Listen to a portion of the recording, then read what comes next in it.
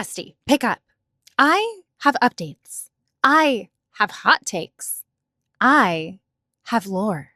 Because the biggest mistake that I made coming into this World Cup was thinking that I needed to know ball in order to scream at the watch party. You know, therapy. No, wrong. You don't need the rules. You need the group chat receipts. Because some games aren't games. Some games are ghosts wearing cleats. Every match comes with revenge arcs, former teammates trying to ruin each other's childhood dreams, entire stadiums booing someone for something that happened before TikTok even existed, countries carrying decades of emotional baggage. And it can feel like everyone else got the emotional lock combination and forgot to give it to us. Don't panic. Lonnie, your unhinged soccer bestie, already fell down this rabbit hole. I took notes. And apparently, against my will, a shocking amount of information seeped into my subconscious while falling asleep on my husband's lap to the lull of British commentators. So now I'm here, in a pink hat, with receipts. You're welcome. Yes, we'll talk Argentina, we'll talk France, we'll talk Norway, but even countries who are no longer in this tournament are still shaping the story. And the memes. No one escapes the burn book.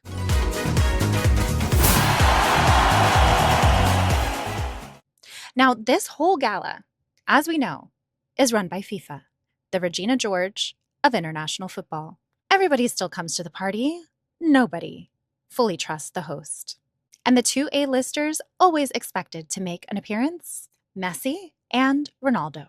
Let's get this one out of the way. I am not explaining Messi versus Ronaldo because I enjoy having a comments section. That is its own HBO miniseries. But forget who's better. The actual insane part is that two of the greatest players who ever lived somehow showed up in the same generation, spent 20 years breaking each other's records, and accidentally created the loudest group chat in sports. Are soccer fans choosing between two legends or miraculously living through one of the greatest rivalries in history while actively complaining about it on the internet? Asking who's better isn't really a question. It's a personality test.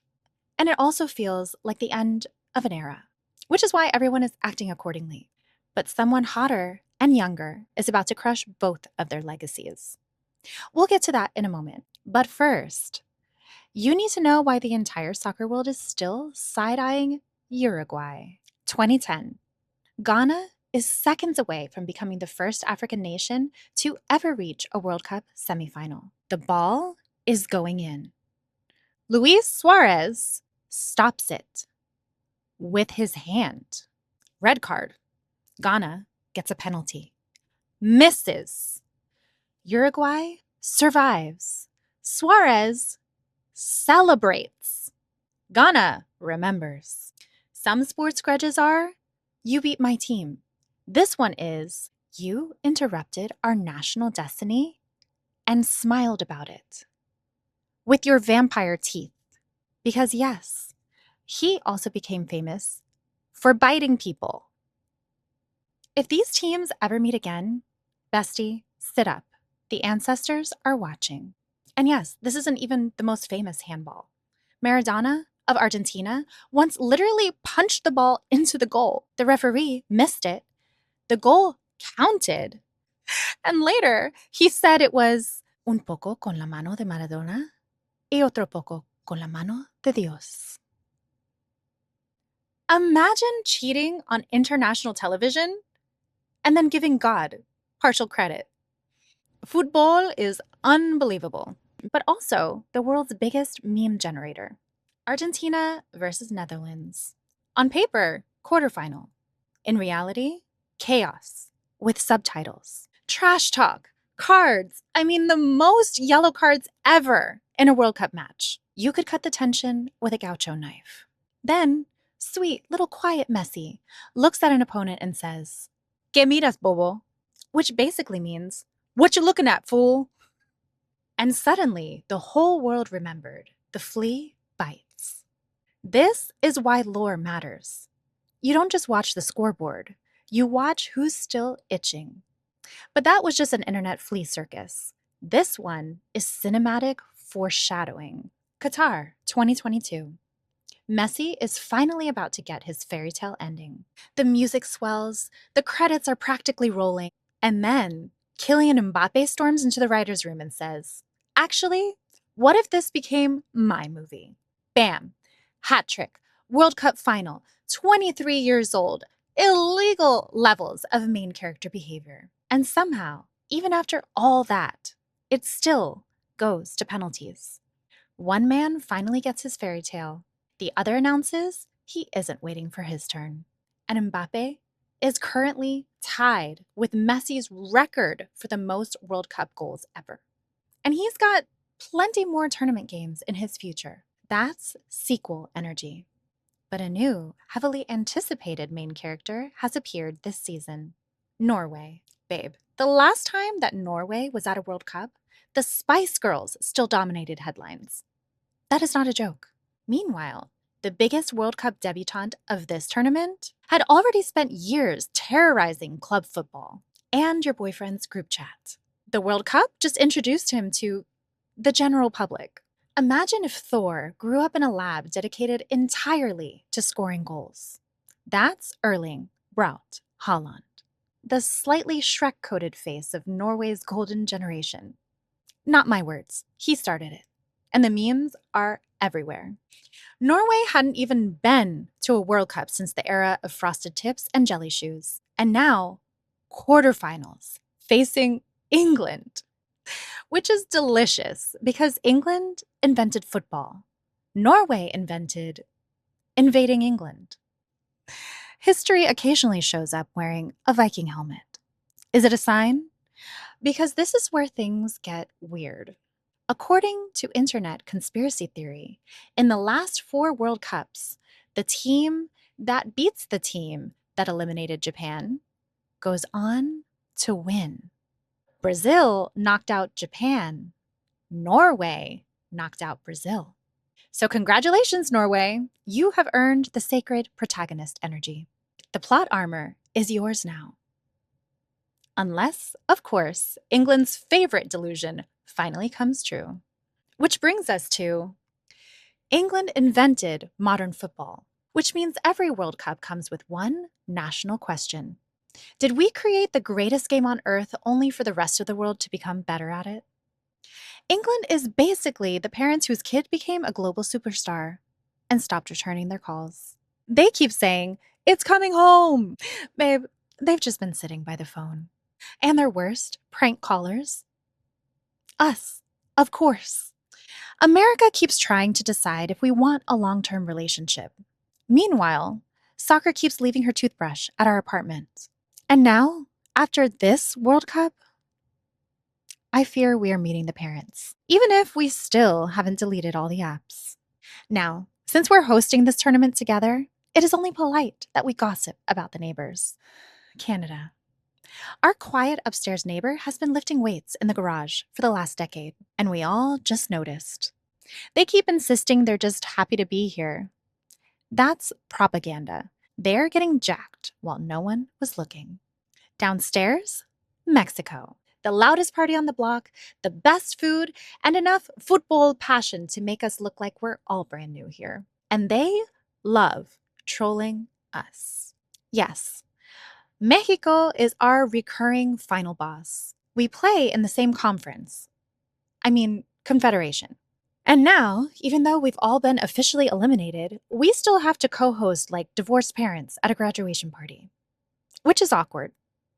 But not as awkward as club teammates becoming World Cup enemies. Club teammates. This is my favorite lore, because if you're American, this part breaks your brain. Did you know that these men have work husbands? They train together. They travel together. They win trophies together. They probably know each other's weird little coffee orders. Then the World Cup shows up and goes, "That's cute. Fight." Imagine celebrating a Champions League trophy with someone in May, then spending July trying to ruin their childhood dream. Then everyone just kind of goes back to the office together, like nothing happened. The multiverse is real, and it has hamstrings. And Underdogs. But first, speaking of dogs, it is very important that you know that the original World Cup trophy was stolen and then rescued by a random dog named Pickles, which honestly set the tone for the entire tournament, which can only be described as messy. No, this year, FIFA schemed. What if we made this thing even messier and expanded the World Cup to 48 teams from 32, which means more countries getting their first real main character moment and shocking polite society. This is where the tournament emotionally traps casual viewers. I mean, remember when I accidentally adopted Capo Verde? Exactly. You thought, oh, that's nice. Then suddenly, they're holding Spain to a draw, advancing over Uruguay. And as of 2 minutes ago, even you have some beef with Uruguay. See? Lore. The joy of these countries is radioactive. You can't stand too close without catching feelings. And what bigger feeling than revenge? The Disgrace of Gijon. Algeria, Austria, West Germany. These three are the reason that the final group stage games are played simultaneously. I already gave you the Mean Girls version, linked below. Historic tea changed the format of the tournament forever. But Algeria finally got to challenge Austria to a duel this World Cup, and let's just say the internet was lit up about it. Ghosts from 1982 came back to haunt the comments section and whisper conspiracy theories into otherwise sane people's ears. But what truly raises people from the dead? Villains. Every World Cup has villains. Sometimes it's a player, sometimes it's a haircut, sometimes it's a goalkeeper whose own fans call him iconic, and everyone else would like him to just, please, stop. Soccer specializes in people who are somehow both. That's the genre. But sometimes the person everyone loves to hate isn't on the pitch at all. Yes, somehow the halftime show has lore now. Alexi Lalas talks like every sports radio caller who has never doubted himself for a second. Zlatan Ibrahimovic talks like he narrates his own mythology. Put them behind the same desk, and congratulations! You have accidentally created my favorite workplace sitcom. I'm not saying they hate each other. I'm just saying that HR should remain on standby. The vibes are not OSHA compliant. And this is the whole point. The World Cup only seems complicated at first because everyone is reacting to invisible history. Why are they booing him? Lore. Why is that draw actually a huge win? Lore. Why are grown adults openly weeping? Lore. Soccer fans, are they psychic? Or are they watching ghosts from 2010? Memes from 2022? Club drama from last week? And childhood heartbreak from 20 years ago, all sprinting around on the same field. That's why everyone at the watch party is acting haunted. And once you know that, you stop watching the ball and you start watching storylines.